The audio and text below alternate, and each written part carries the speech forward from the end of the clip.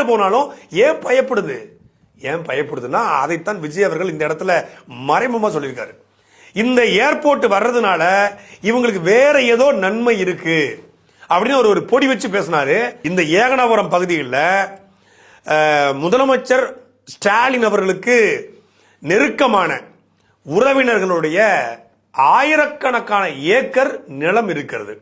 சொல்ல போனா மரியாதைக்குரிய துர்கா ஸ்டாலின் அவர்களுடைய வாட்டர் நிறுவனம், வாட்டர் பிளான்ட், தண்ணி கேன் கம்பெனி இருக்கு இல்லையா, அந்த நிறுவனமும் அந்த பகுதியில் தான் இருக்கு.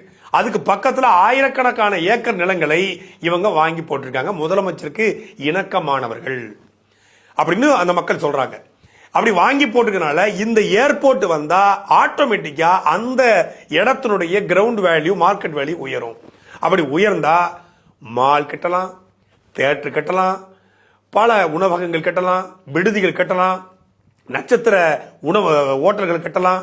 அப்படி கட்டும் போது இந்த ஏர்போர்ட் வெறும் 20,000 கோடி தான். கமிஷனா அடிச்சா கூட கட்டுறவனுக்கு அதிகபட்சம் ஒரு 40% எல்லாத்தையும் கமிஷன் வச்சிருவாங்க. 15% வச்சுட்டா கூட ஒரு 3,000 ரூபாய் கிடைக்கும். 3,000 கோடி கிடைக்கும். அப்போ தனிப்பட்ட முறையில் நான் இது விசாரித்து பார்க்கும் பொழுது அப்படி எதுவுமே இல்லை. ஆனால் பரந்தூர் விமான நிலையத்தினுடைய இந்த ரத்து என்பது வரவேற்கத்தக்கது, நான் பாராட்டுறேன். ஆனால் இதுக்காக ரத்து செய்யப்பட்டுச்சா இல்ல இதுக்காக திமுக போய் அங்க இடம் வாங்கினாங்களா, அந்த இடத்தை தேர்ந்தெடுத்தா அது தப்பு. திமுக இந்த நிறுவனத்திற்காக போய் பரந்தூர் தேர்ந்தெடுக்கல. அவங்க 5,700 ஏக்கர்ல ஒரு விவசாய புதிய ஏர்போர்ட்டை கட்டணும், தங்களுக்கு பேர் கிடைக்கணும், லேபிள் தங்களுக்கு வேணும்.